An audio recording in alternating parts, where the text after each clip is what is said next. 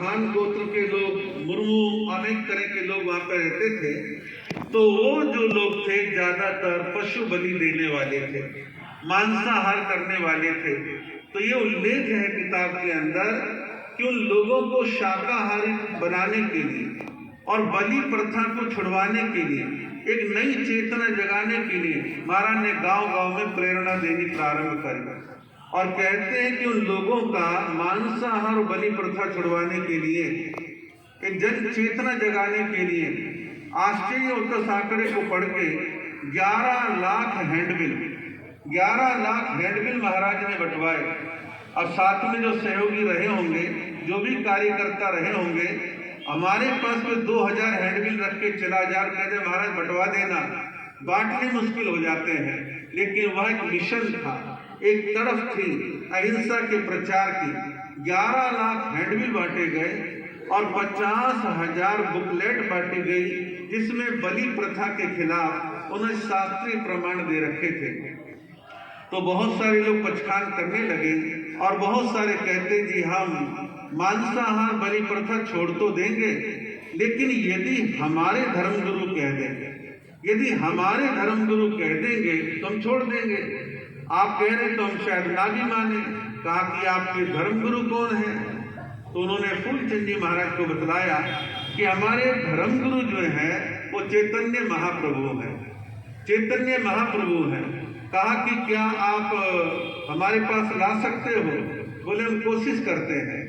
चैतन्य महाप्रभु जो फोटो में दिखता है, 40-42 साल की उम्र, दुबला पतला शरीर, उस व्यक्ति को फूलचंद जी महाराज के चरणों में लेकर गए और उस व्यक्ति का आदिवासी लोगों पर बड़ा प्रभाव था। तो फूलचंद जी महाराज जो वर्णन पढ़ने में आता है, एकांत कमरे में 2 घंटे उनका डिस्कशन चला। महाराज ने उनके ही ग्रंथों के रेफरेंस देकर के उनको कन्विंस किया, समझाया कि बलि प्रथा मांसाहार किसी भी दृष्टि से अच्छा नहीं है, आप अपने लोगों को प्रेरणा दो। तो चैतन्य महाप्रभु उसके लिए तैयार हो गए और लगभग 20-25 दिन के बाद, 20-25 दिन के महावीर जयंती आ रही थी। तो चैतन्य महाप्रभु को महावीर जयंती धनबाद में मनाई गई और वहां पर उनको मुख्य अतिथि बनाया गया।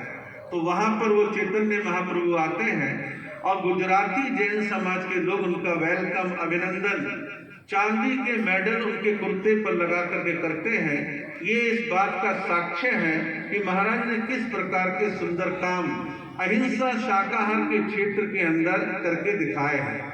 मैंने गुड़गांव में उनके साहित्य भंडार का जब अवलोकन करा, कुछ चीजें देखी भाली, तो बड़े से रजिस्टर के अंदर, आज की भाषा में कहूँ, A4 साइज की शीट थी, मोटे कागज थे और मोटी कलम से एक स्केच वगैरह बना कई पेजों पर। उसमें लिखा था हेडिंग में महावीर विश्वविद्यालय, यानी उनकी कल्पना देखी बातें हैं सन 60 के आसपास कि महावीर विश्वविद्यालय होना चाहिए। उसमें डाल रखा था यहाँ एडमिनिस्ट्रेटिव ऑफिस बनेंगे, यहाँ क्लासरूम बनेंगे, यहाँ हॉस्टल बनेगा, यहाँ किचन बनेगी, इस प्रकार की उनकी परिकल्पना थी। तो ऐसे विजनरी संत थे कि जिनके जीवन में एक उद्देश्य था कि जिन शासन की कैसे प्रभावना करनी है, कैसे सुंदर कार्य करने हैं। बहुत सारी उनकी किताबों में बैक पेज पर एक अपील लिखी रहती थी, मेरी जैन मुनियों से विनम्र अपील। उस अपील का भाव ये होता था कि हम जो भी कोई संस्था का निर्माण करें, अपने अपने गुरु गुरुनियों के नाम से ना करके भगवान महावीर के नाम से करें। हालांकि ये कोई बहुत ऐसी बात नहीं कि इसको लेकर के आज हम ये कहें वो सही था या गलत था, लेकिन उनकी भावना की बात बतला रहा हूँ कि उनके भाव ऐसे थे कि जो भी हम काम करें, तीर्थंकर भगवान महावीर के नाम पर हमारे को करना चाहिए। 1944 का चातुर्मास आजादी से कुछ ही समय पहले की बात है। 1944 का चातुर्मास करने का भाव उनका जम्मू शहर में था और विनती लगभग मान चुके थे। हुआ क्या कि महाराज को अतिसार का रोग हो गया। अतिसार का रोग जिसका संबंध पेट के साथ है, मल के साथ है, तो अतिसार रोग हो गया, शरीर थोड़ा कमजोर पड़ने लगा। तो जम्मू बिरादरी को बुलाया गया, स्थिति ये है। तो जम्मू वाले बोले महाराज अभी तो यहाँ से कम 300 किलोमीटर है, आप कैसे आ पाएंगे, बड़ा कठिन काम है।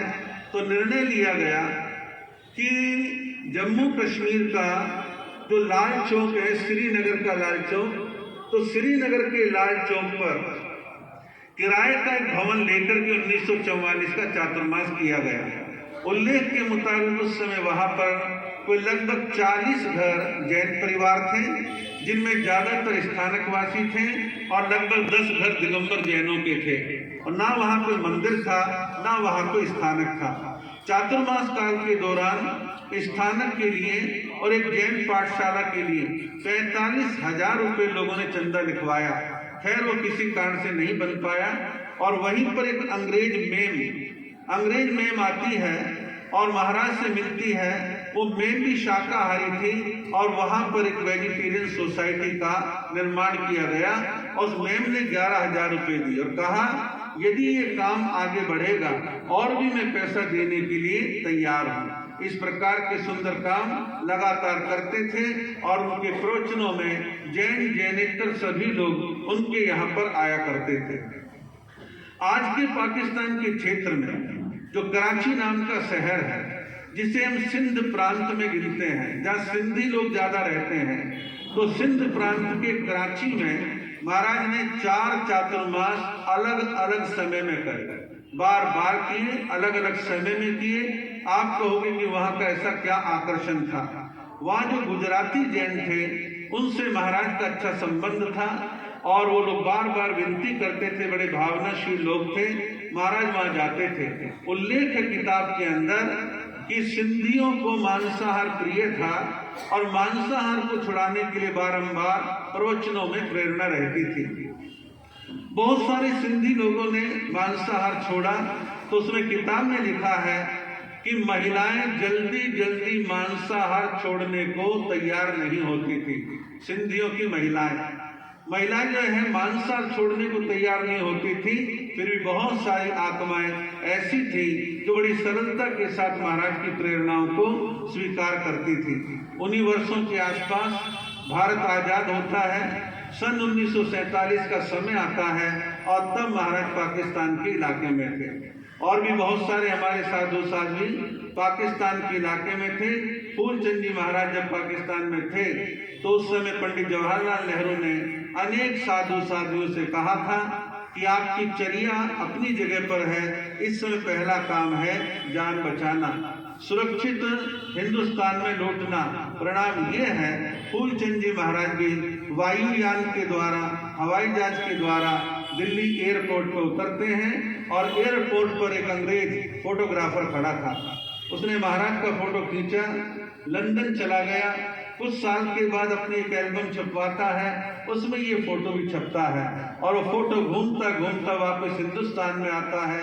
और कई हमारे जैन लोग कहते हैं कि हवाई जहाज से उतरते जैन साधु कौन से हैं, तो मैंने कई लोगों से कंफर्म किया कि क्या ये फूलचंद जी महाराज का चित्र है, तो अनेकों ने कंफर्म किया, खासतौर पर गुड़गांव में, कि हाँ ये फूलचंद्र जी महाराज तो भिक्खु जी का ये चित्र है। और वो हिंदुस्तान में आते हैं, फिर इधर आकर के लगातार यहाँ पर कार्य करने लगते हैं, और अनेक प्रकार से उन्हें धर्म की प्रभावना करी। 1952 में जब श्रमण संघ का निर्माण हुआ, तो उस समय आप धुलिया खानदेश में थे, धुलिया से विहार करके घाणेराव सागरी पधारे, श्रमण संघ का निर्माण हुआ, और आपके ज्ञान ध्यान अध्ययन विद्वता से प्रभावित होकर के श्रमण संघ में प्रचार मंत्री का पद उनको प्रदान किया गया। पहले मंत्री पद चला करते थे और बाद में गौण हो गए, फिर पुनः महामंत्री मंत्री का पद आया। इस प्रकार से स्थिति बनी। सन 1949 में फूलचंद जी महाराज पहली बार गुड़गांव पधारे। गुड़गांव में तब स्थानक नहीं था, और वहां पर जैन बारादरी थी। जैन बारादरी यानी धर्मशाला वहां रुकते हैं। लोगों से पूछते हुए यहाँ पर कोई जैन स्थानक नहीं है क्या, तो कहा स्थानक वाले घर ही थोड़े हैं। बोले भाई बुला के लाओ जो भी परिवार है।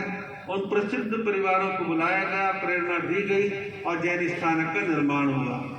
और जैन स्थानक का निर्माण होने के बाद और 3-4 साल के बाद फिर आवश्यकता के अनुरूप फूलचंद जी महाराज की प्रेरणा से एक जगह और ली गई, जिसका नाम उन्होंने रखा अनेकांत विहार। अनेकांतवाद सिद्धांत के आधार पर अनेकांत विहार नाम रखा गया, जो आज भी उसी नाम से जो है पहचाना जाता है। और फूलचंद जी महाराज ने 1350 गज के प्लॉट पर वहां पर एक गोल सी बिल्डिंग थी, और उसके ऊपर जो है लगभग 18-20 अलमारियां जो मैंने देखी और जिन्हें मैंने बाद में संभाला, उनके अंदर जैन साहित्य, जैनितर साहित्य भरा भरा था, जिसमें लगभग 2000 हस्तलिखित ग्रंथ थे, छोटे बड़े, और प्राकृत, संस्कृत, गुजराती, मराठी, पाली, अनेक भाषाओं का साहित्य वहां पर भरा हुआ था।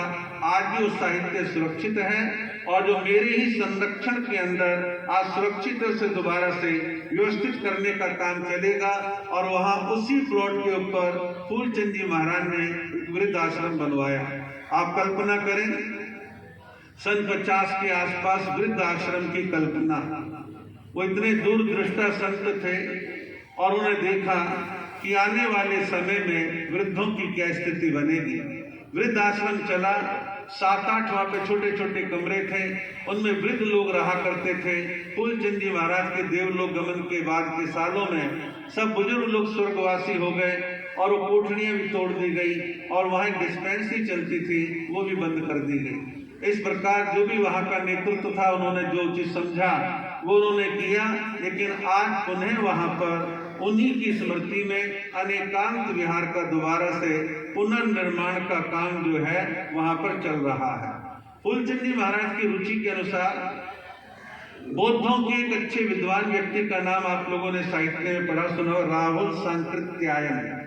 राहुल सांकृत्यायन ने जैन शास्त्रों में आचरण सूत्र पर उन्होंने अपनी लेखनी चलाई, और फूलचंद जी महाराज ने सूत्रागम प्रकाशक समिति के माध्यम से उसका प्रकाशन करवाया। और किताब में जो वर्णन है कि मुआना सिंगाना जो हरियाणा का गांव है, वहां पर महाराज विक्रम संवत 1971, आज से लगभग 110-111 साल पहले मान लो, विक्रम संवत 1971 के आसपास वहां पधारे होंगे, और 100 घरों को प्रतिबोध देके, प्रेरणा देकर के उनको जैन धर्म में दीक्षित किया, उनको जैन धर्म में संस्कारित किया।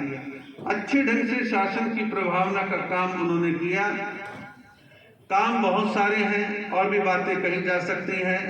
घड़ी की सुइयां आगे बढ़ रही हैं। श्रद्धे फूलचंद जी महाराज, जो कि लास्ट में मन में कुछ उत्साह था, वो धनबाद, झरिया, बंगाल, बिहार जब गए तो वहां का मौसम जो भी रहा हो, हम तो एक अनुमान लगा सकते हैं, और जो बातें पढ़ने सुनने में आती हैं, वहां का मौसम विपरीत स्थिति जो भी रहा हो, दोनों गुरु शिष्य के शरीर के ऊपर विपरीत प्रभाव पड़ा।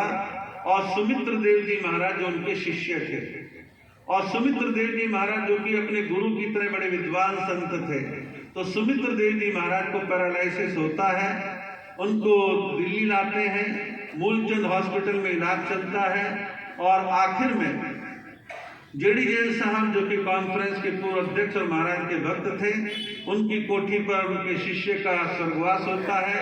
गुरु अर्थात फूलचंद्र जी महाराज अकेले रह जाते हैं। उनकी सेवा का दायित्व हमारे गुरुदेव प्रेम सिंह जी महाराज ने संभाला, जो लगभग 2 साल तक उनकी सेवा की जिम्मेदारी को निभाया। और 2 साल के दौरान उनका मोतिया खान दिल्ली और करोल बाग दोनों पास पास में है, वहां उन्होंने 2 चातुर्मास का समय व्यतीत करा।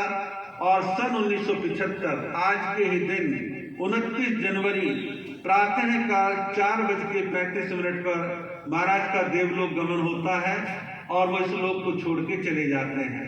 और एक दिन पहले जो है 28 जनवरी को सायंकाल उनको संथारा दिया गया गुरुदेव के द्वारा, और वो संथारा अगले दिन पूरा होता है, उनका देवलोक होता है, और दिल्ली के निगम बोध घाट पर उनका अंतिम संस्कार होता है।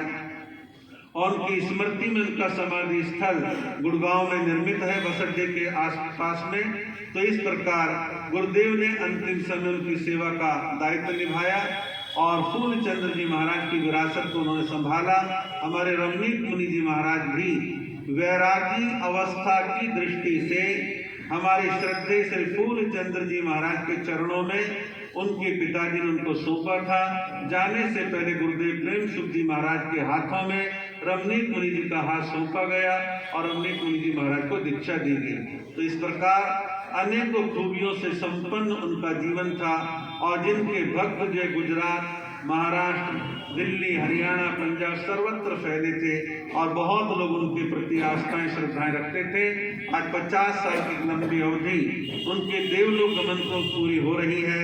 मैं अपनी ओर से, समस्त मंच की ओर से, आप सबकी ओर से उस महान संत को स्मरण करते हुए हार्दिक विनयाञ्जलि, पुष्पांजलि, श्रद्धांजलि समर्पित करते हैं। आप थोड़ा सा